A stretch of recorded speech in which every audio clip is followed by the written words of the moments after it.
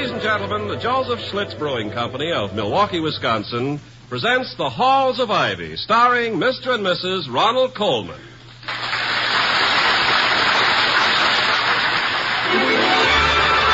I was curious. I tasted it. Now I know why Schlitz is the beer that made Milwaukee famous. If you like good beer, you'll find it pays to be curious and learn about Schlitz for yourself. And now, The Halls of Ivy. The halls of ivy that surround us here today, and we will not forget, though we be far, far away. Welcome again to Ivy, the College of Ivy and the town of Ivy, USA. Dr. William Todhunter Hall, like any other college president or almost any kind of executive, has to make certain concessions to his superior officers. For instance, he must on occasion have lunch with some of the members of the Board of Governors when he would far prefer to spend that hour and a half playing a game of chess with his wife, Victoria, who was, until her marriage, the toast of the English musical comedy stage.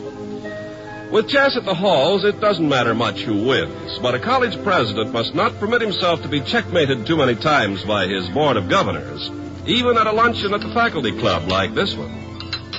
Enjoy your lunch, Doctor? Very much, Mr. Merriweather, very much. I've also enjoyed the opportunity to discuss these matters with the board members present and to have the... Oh, pardon me, Mr. Wellman, but that is my milk you're drinking. Oh, it is? Oh, I'm sorry, Doctor. Thoughtless of me. I thought I had ordered milk myself. You did, Clarence, and drank that, too. You also ate my strawberry.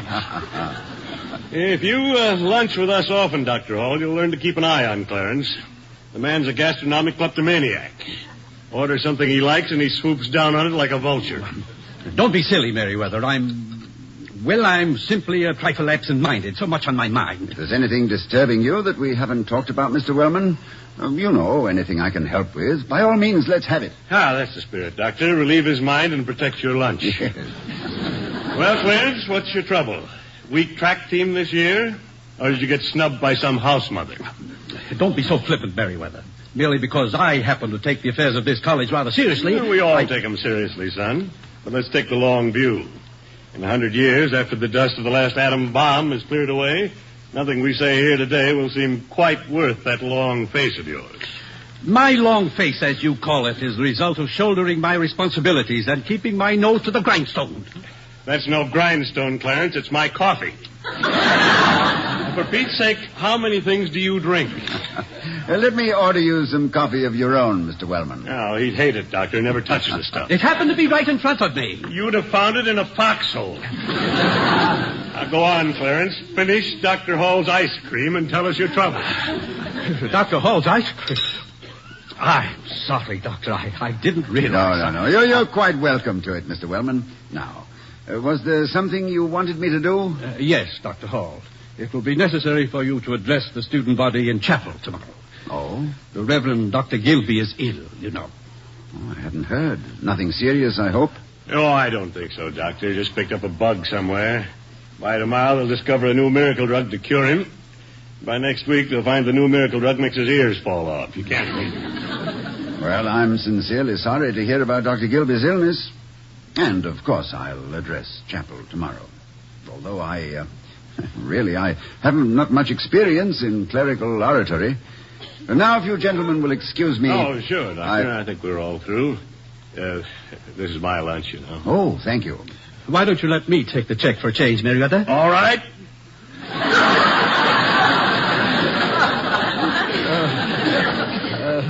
Waiter. Check, please.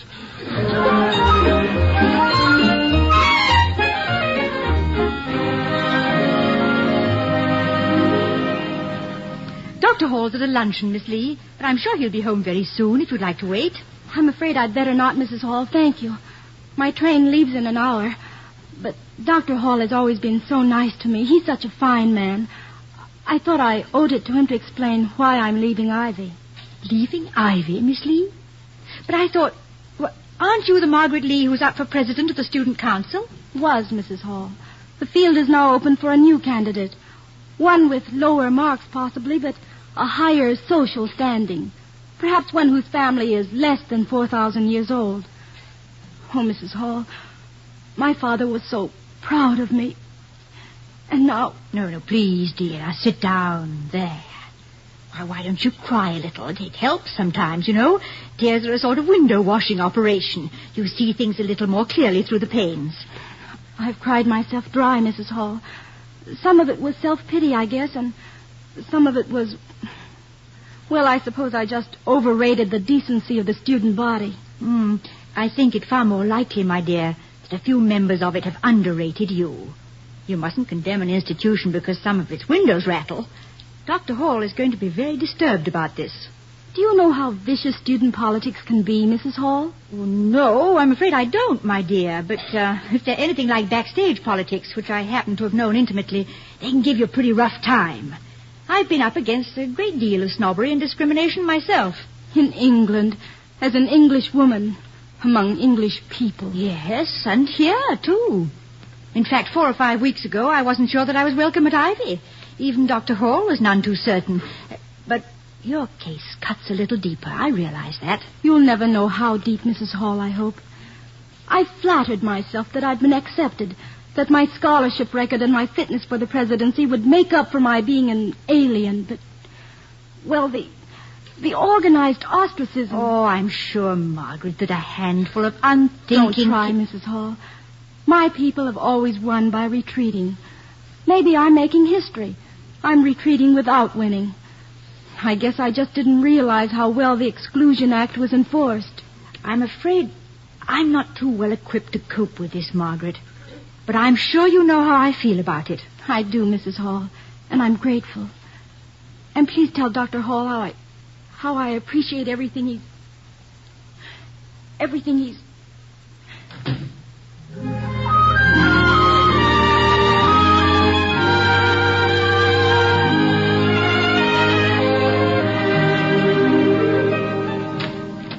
Home is the sailor, home from the sea.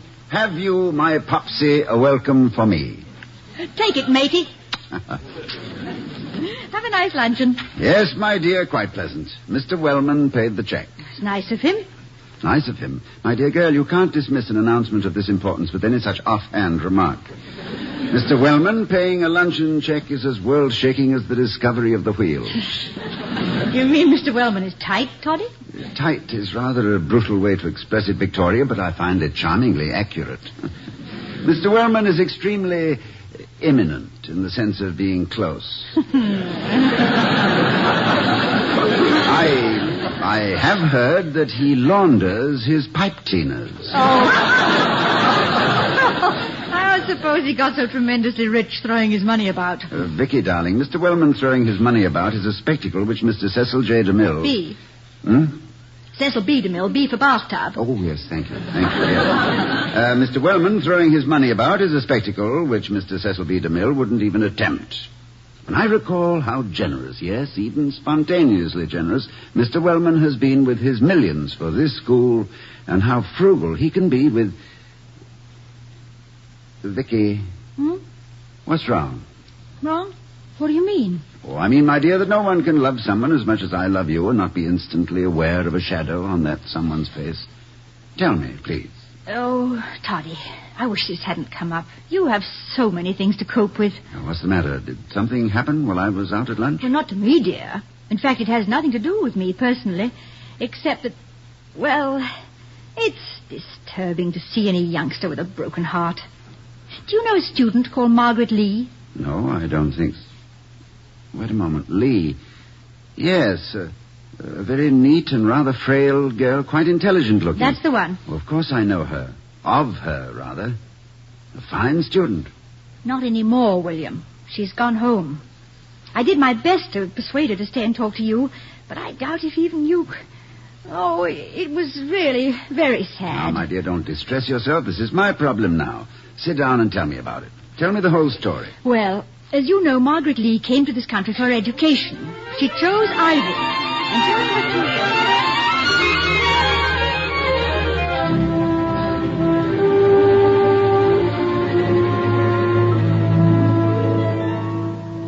This is a wicked thing, Vicky. The antithesis of everything we have tried to instill in the men and women here at Ivy. I'm sorry that I wasn't here in time to talk to the girl. I'm afraid I handled it rather badly, William. She was so depressed and discouraged that...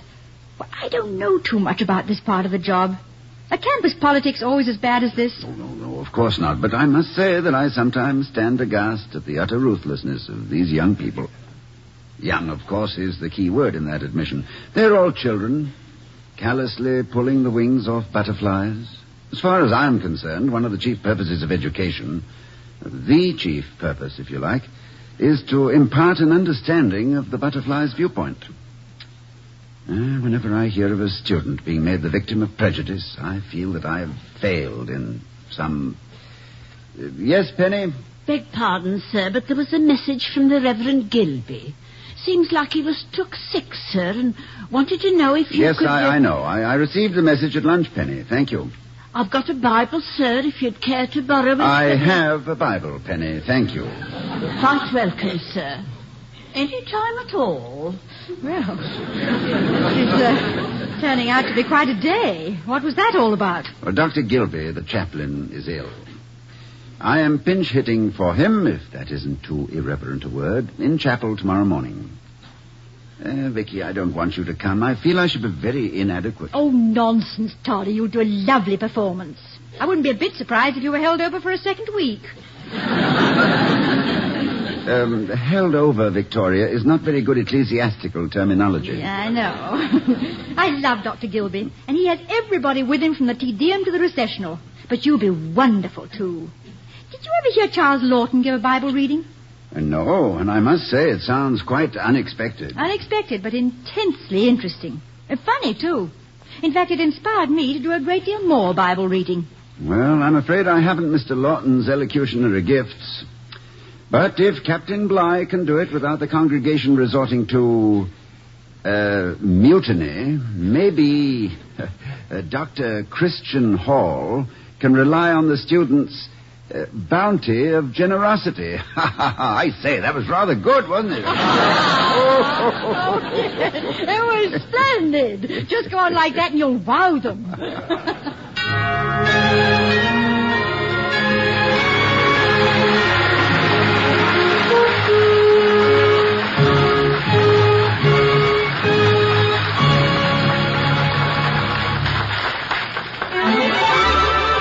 I was curious. I tasted it. Now I know why Schlitz is the beer that made Milwaukee famous.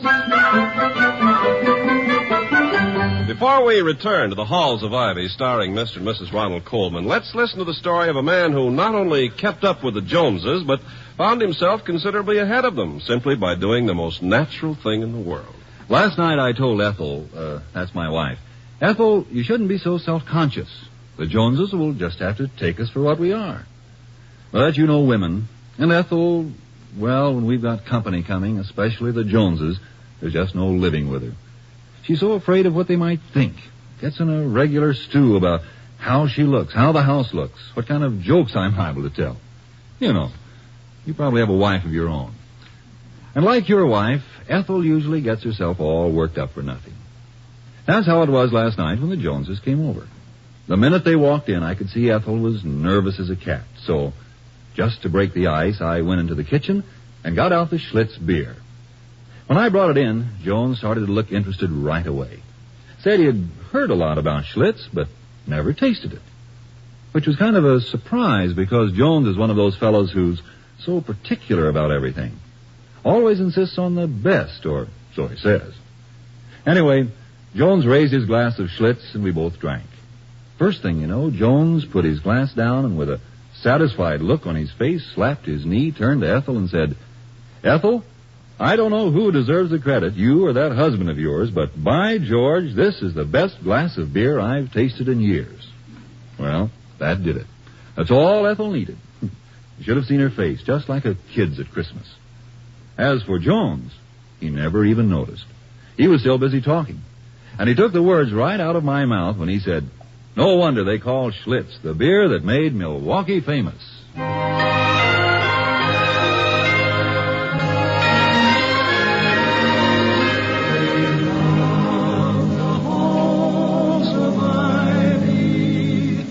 That surround us here today. As we return to Ivy, we find a perturbed Dr. Hall striding back and forth in the living room, as Mrs. Hall says. Toddy, stop pacing. Break into a trot or a single foot or a gallop. Or better still, sit down here with me. Oh, I'm a little restless, Victoria. That matter of the Lee girl. You know, I went to the station to find her. I thought I might be able to persuade her to reconsider, but I was too late. I'm awfully sorry. I'm sure you could have done something. You're very persuasive, you know. Then I wired her aboard the train. But not knowing what space she was occupying, I wasn't any too... It's the telephone. I know, I hear it, but where is it? I'm going to put that extension cord on a deep-sea fishing reel with a strong Well, string. it's right near me somewhere. Oh, here, under the evening paper. Thank you. Dr. Hall's residence, Spokane, Washington? Good heavens, the Lee girl must have taken a very fast train. Yes, put him on, please. Hello, Frederick? Yes, I am indeed. Now, are you ready? Rook to the King's Bishops 3. Check. How do you like them apples, Frederick? Goodbye. Poor old Frederick. Lost both nights last September and can't get his queen out. Oh, don't these long-distance chess games run up some pretty fancy telephone bills? Oh, not for me, my love. You'll notice that I always receive the calls. I never initiate. I only play cross-country chess with those of my professional acquaintances who are equipped to finance them, and at their invitation. Oh, I'm no Reshevsky, but playing 20 simultaneous games blindfolded, but I'm pretty good. I didn't know there were any college professors who could afford that sort of playing. Oh, there are a few. Pitifully few, I must admit. You know the ones who have written cloak and sword novels for Hollywood, under assumed names, of course. And the unmarried ones who prefer to spend their budgets playing chess by phone rather than go night clubbing. You gave up a lot of things to marry me, too, didn't you? I certainly did, my darling. Bad meals, dull evenings, risky encounters with emotional undergraduates, and a growing certainty that life was passing me by. Like poor old Frederick in Spokane, without a queen, I was playing a losing game. Well, Toddy, you're so dependable, particularly when it comes to giving a wife the right answers. I think one of the reasons I fell so deeply and so permanently in love with you, Vicky, was because you asked the kind of questions I was able to answer. Oh, one of the reasons I loved you, Toddy, was that if you didn't know the answers, you made them up.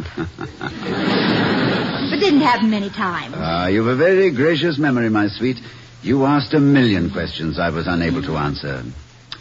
Remember the evening by the sea at Brighton? With the full moon across the water and dance music from the hotel, battling the elements to be heard. It's been a lovely evening, William. I remember it for long, long. I remember it always.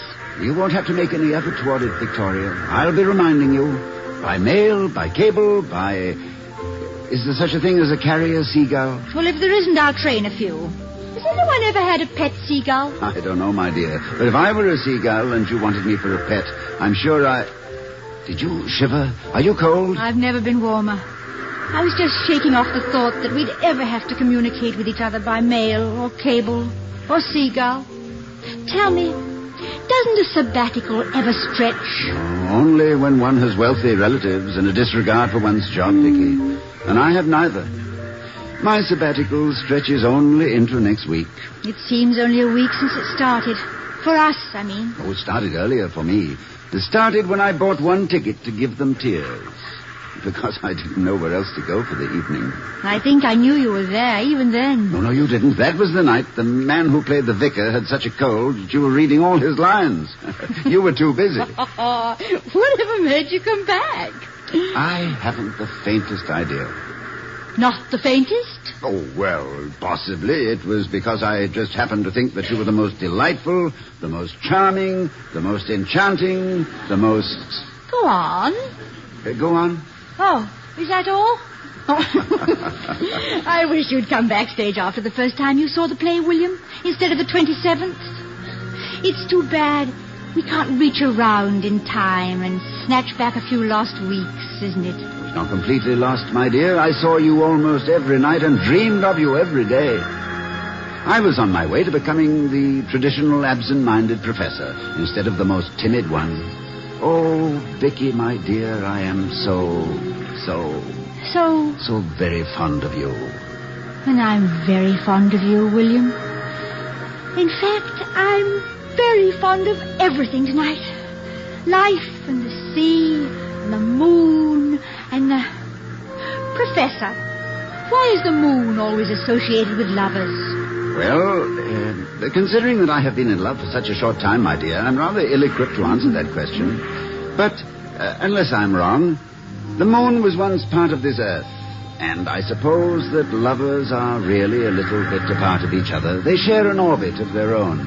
It's strange, isn't it, that the moon has been shared by millions of lovers and is still on an exclusive basis with all of them. It's our moon, isn't it, William? Yes. I filed our claim this morning with the Royal Astronomical Society in London. Good. I also claimed a proprietary interest in every seventh wave, every fifth seagull. Beg pardon, sir, it's 10 o'clock. Listen to them, Victoria. Even the seagulls sound human tonight. Sir? I could swear that one of them spoke to me. Honey, darling, Penny is speaking to you. Penny, do seagulls have pennies? Oh, Penny. I was thinking of something else. What is it, Penny? 10 o'clock, sir. You said to let you know when it was 10 o'clock. On account of you wanted to get to bed early. On account of you was going to talk in chapel tomorrow. Yes, Penny, so he did. Thank you, Penny. Good night. Good night, sir. Good night, Mum. Toddy, you were 1,000,000 miles away. 238,857 to be exact. Curious, isn't it, Vicky? That so much has been said about the man in the moon, and so little about the moon in a man. Darling, what are you talking about? Oh, just a brief planetary excursion. Speaking of which, if I am to star in chapel tomorrow, I must get some sleep. Is your routine set? Victoria, you make me sound like a trained seal. Sorry, darling. Do you know what you're going to say? Well, I know my text, but I guess the sermon will have to, sort of come out its own way. You're going to talk about Margaret Lee. Yes, I am. I don't believe Dr. Gilby would have done that. I don't think it's quite as much his problem as mine. But his chapel is a house of truth, and I'm going to tell the truth about Margaret Lee. Good for you. Now get some sleep so you look absolutely dreamy in the morning. Well, now, Victoria. And I'll be in the third row center right across the aisle from the critics. Oh, Toddy, I can hardly wait. Wait? For what, my dear? For the papers. I'm dying to read your notices.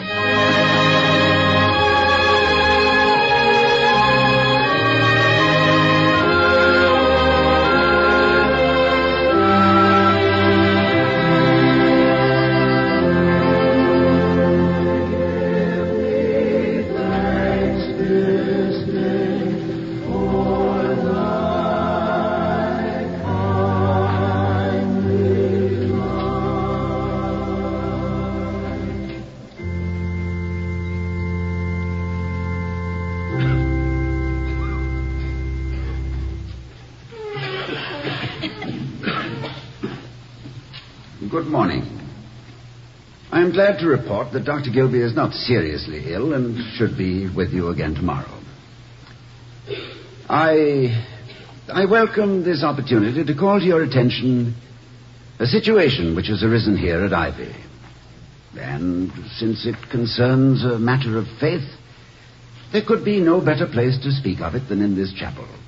And no better time for it than on the eve of National Brotherhood Week, proclaimed by our president throughout the nation.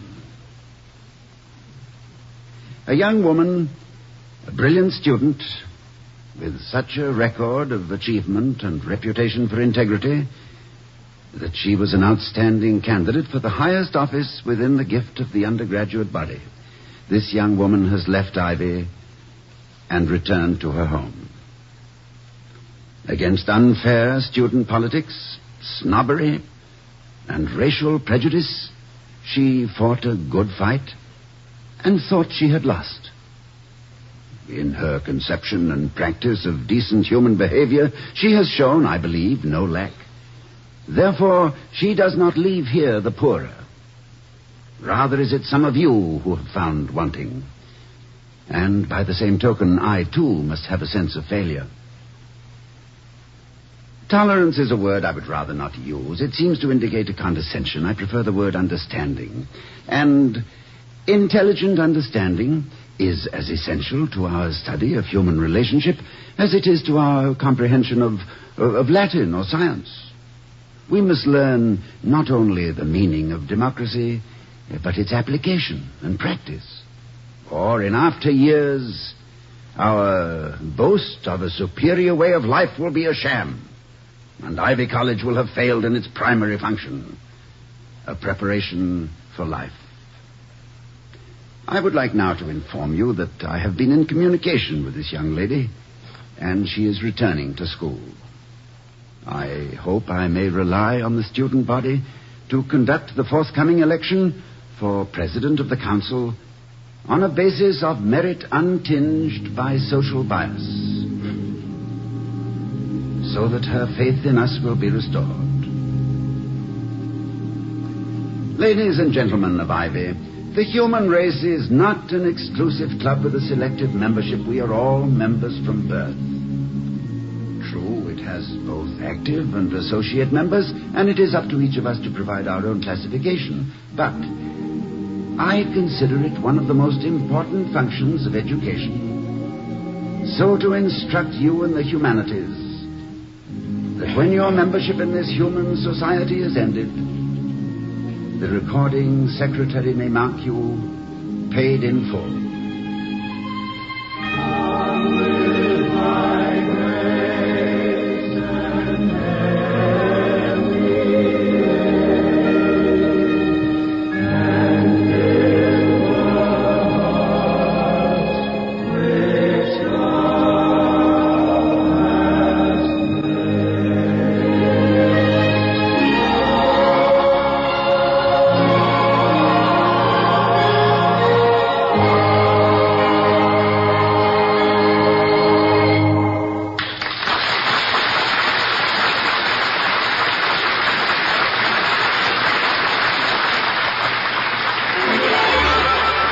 I was curious. I tasted it. Now I know why Schlitz is the beer that made Milwaukee famous. And here again are Mr. and Mrs. Ronald Coleman. Good night, everyone. Good night.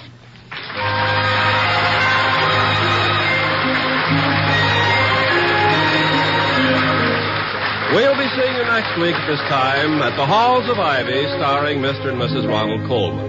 The other players were Barbara Jean Wong, Gloria Gordon, Herb Butterfield, and Willard Waterman. Tonight's script was written by Don Quinn and Walter Brown Newman. Our music was composed and conducted by Henry Russell. The Halls of Ivy was created by Don Quinn, directed by Nat Wolf, and presented by the Joseph Schlitz Brewing Company of Milwaukee, Wisconsin. Ken Carpenter speaking. Oh, we love the halls of ivy that surround us here today, and we will not forget, though we be far, far away.